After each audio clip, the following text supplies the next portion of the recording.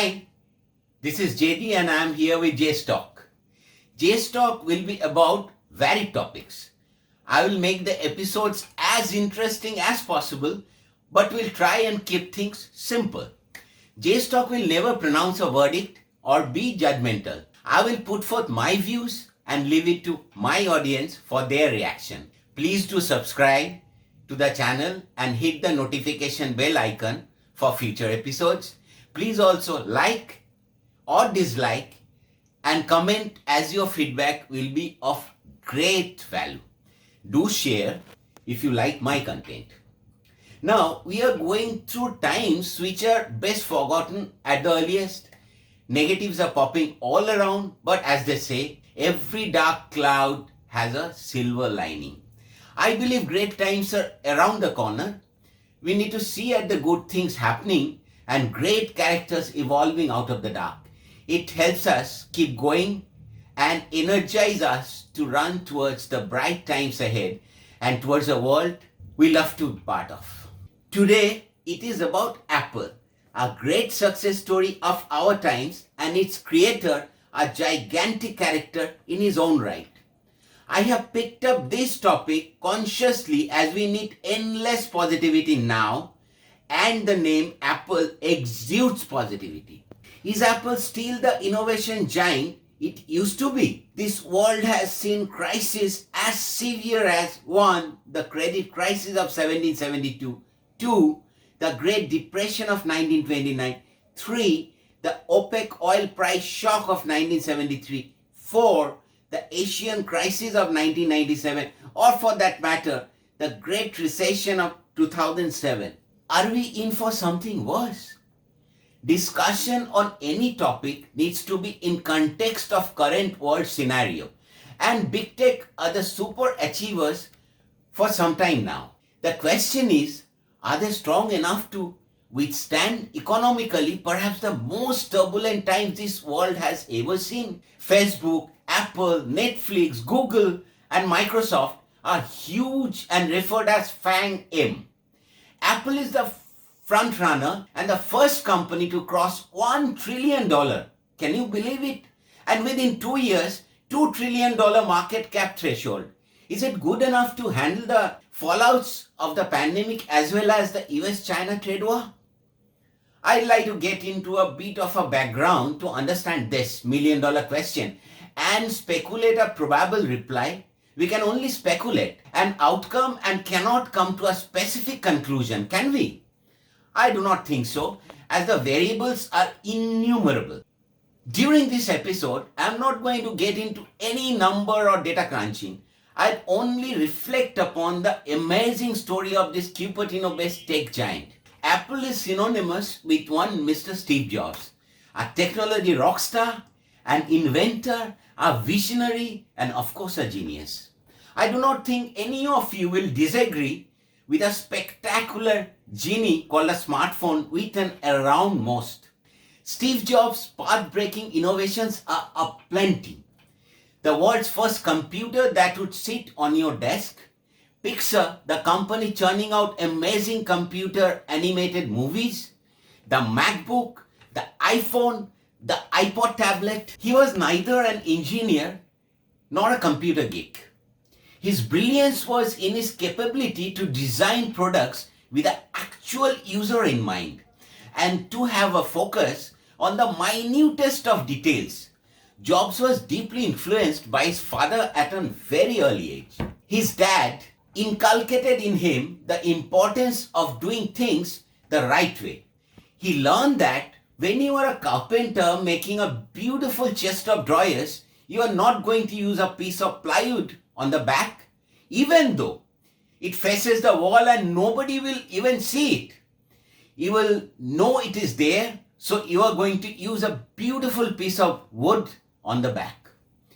That was what Jobs would apply over and over to new products from Apple, and that legacy is being carried forward by Apple in all their product designs. When Steve Jobs died on October 5, 2011, outpouring of grief followed from across the world. Hundreds of personal thank you notes were stuck onto Apple Store windows, and flowers and candles were left behind. YouTube's Bono called Jobs the hardware software Elvis. All these were unprecedented for a business executive. Jobs left Apple 15 times bigger than the one he took over in 1997. Apple recorded sales of US $108 billion in the fiscal preceding his death. At a memorial service for Apple employees, Tim Cook, Apple's new CEO, said that one of the lessons Jobs taught him was that simple can be harder than complex. You must work hard to get your thinking clear enough to make it simple, but it is worth it in the end because once you get there, you can move mountains. Now, we need to focus on the obvious void created by Jobs and the implications thereby.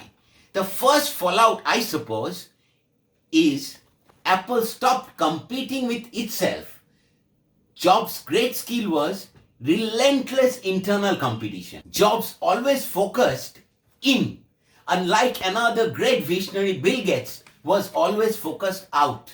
Under Jobs, the Mac killed the Macintosh, the iPhone killed the iPod. When he was around, nobody but Apple itself drove it out of business. And this factor has made Apple incredibly unique. Since Jobs died, Apple has lost the internal competitive drive, and that shows. After Jobs was removed from Apple in 1985, it ran out of innovations within a decade. As they were not competing with themselves, other companies began to match and exceed them, forcing them to almost go bankrupt. Steve Jobs was brought back in 1997. He, along with Johnny Ive, effectively killed their own fragmented PC line with the all-new iMac. His competition with Apple had only just begun. The rest is history. In 2001, desktops and laptops were 86% of Apple's business. To move your business away from your business is usually a bad idea, as it sounds, but Jobs just did that. In 2001, Apple released the iPod, which, mind you, was not a PC, but went on to sell over 100 million units in 6 years. iTunes Store was launched for digital music to complete the seamless marriage of hardware and software. iTunes Store, within 2 years, became the world's largest music retailer. But Steve Jobs, being Steve Jobs, went and killed that as well.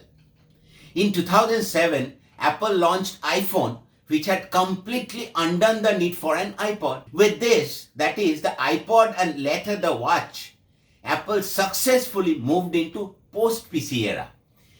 Amazing for a PC company. Apple went from an 86% PC business in 2001 to 9% PC business in 2019. Jobs had harnessed the best forces of creative destruction within Apple. Pivoting a giant the way he did is exceedingly difficult. Internally, it is like antagonizing a whole lot of managers conversant and acclimatized with the earlier product line, the board members ever insisting to focus on the core business, supply chain, and even dedicated customers. Internal competition happens to be more difficult than external, as you are competing with your friends and partners and pulling down their citadel. But Jobs did it and grew the pie for everyone in the process. In 2010, a year before his death, Steve Jobs outlined Apple's strategy in an email to company's 100 most senior employees. He heralded the post-PC era, vowed holy war with Google, promised to further lock customers into their ecosystem, and warned that Apple was in danger of hanging on to old paradigm for too long. That is almost exactly what happened since his death. No one has come close to replacing him yet, certainly not within Apple. A lot of things Jobs had planned has not happened. He had realized the importance of cloud, going forward, but Apple is incredibly weak there. Ingredients for post-mobile era, the Apple Watch and AirPods are amazing hardware and could be gateway to a brilliant AI-powered cloud. However, they are tethered to the iPhone. The watch and the iPod are iPhone accessories instead of being iPhone killers. A conservative view would be to preserve the iPhone business while introducing a new product. But that is not what has made Apple great. It is sad because Jobs could see a post-mobile era as much as he saw a post-PC era. Under Tim Cook, Apple has become a very profitable company in a what seems to be a mature market. If you make a graph of profit and price, they are pursuing a policy as they did the first time Apple lost Jobs in 1985. Apple in recent days has of course brought in a major revolution in computing without its chief storyteller Steve Jobs, and maybe that is why the Apple M1 has not captured as much attention as some previous Apple breakthroughs. That may be a reason for us to understand the significance of this new processor. A processor is the brain of any computer. In the heydays of Silicon Valley, US money and software power drove the computer industry. Then it was all about a CPU with more power and lesser size. Nobody cared about carbon footprint or energy efficiency. As times change, situations too change. Steve Jobs walked into annals of history when he introduced a small handheld computer, cum phone, and turned everything on its head. Suddenly, power efficiency and battery life became pivotal. Smartphones, by the way, have the same architecture as of a computer, an all-important CPU with a RAM, GPU, and storage held by an operating system. The smartphone era triggered a new CPU race between Apple, Qualcomm, Samsung, Huawei, and Hitachi. Apple's M1 is revolutionary because it is a product of reverse disruption with what has worked for smartphones taken to the PC industry. As the world grapples with the most forgettable period of our times and news keep pouring in about the contracting economies across the world, few institutions have succeeded to keep their flags flying high. Apple is one of the leading stocks showing strength and resilience and continue to offer hope with a nascent rebound in economy and stock market. Apple has recorded a Q2 revenue of US dollar 53.8 billion, the highest ever revenue for the quarter. The US-China trade war is a big challenge staring at Apple. China has been the production base on which Apple's global success has been built over the past 2 decades. The country has not only been able to rally hundreds of thousands of skilled workers at short notice to fill rapidly rising orders as the company grew, but an extensive and complex ecosystem of components, logistics, and talent has built up in and around Apple manufacturing sites. A protracted trade tension between Washington and Beijing and risk of overly centralized production in one country is making Apple toe the big trend of production diversification, given itself more flexibility. It is possible for Apple, arguably the world's most successful company, to be in a rut. It was 1 year ago. Last January, the company sent a letter to shareholders saying it was cutting revenue forecasts due to worse than expected consumer demand in China and weaker than expected iPhone sales globally, as customers waited longer than anticipated to upgrade their phones. After the letter, the company reported 4 consecutive quarters of declining revenue. Yet, through 2019, the company's stock soared steadily to double from a low it set on December 31st, 2018. On August 2nd, 2018, Apple made history by becoming the first publicly traded US company to be valued at US dollar 1 trillion. In August 2020, the company broke records again by becoming the first US company to reach US dollar 2 trillion market cap. Since 2010, Apple has been one of the most valuable companies in the world. Apple's market capitalization reached new heights in 2020 as the company enjoyed sound success and set new goals for the future. The revenue from wearable technology such as Apple Watch set new records. Apple's revenue from services also rose to record highs during the pandemic as contactless payment option like Apple Pay became popular. Apple also announced two major changes to the Mac in 2020. First, it has transitioned the Mac away from the Intel processor to its own custom-based designer chip.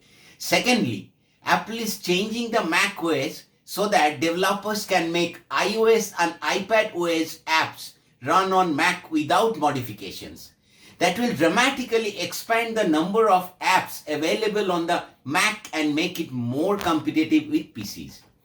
There is a good chance that you are watching this either on an Apple device or with one near you. Maybe you are doing it on a MacBook Air while glancing at your Apple Watch for alerts from your iPhone, and the iPod Touch is lying around on a pause. The reason behind Apple's success is that its devices are beautiful to look at and pleasure to use. That is why the company has such a powerful brand and lofty stock values. The marketing helps and the media and fan frenzy never hurt. However, it is the quality of the products that drive Apple's success. Add to this the ecosystem that makes it much easier to stay with Apple and try something new, and you have a company what Warren Buffett called an economic moat. It should not be surprising that this company is here to stay and lead in near future. To conclude, I need to mention Apple's latest, the AirPod Max. It seems Apple is here to stay and periodically make ripples in the product and stock market.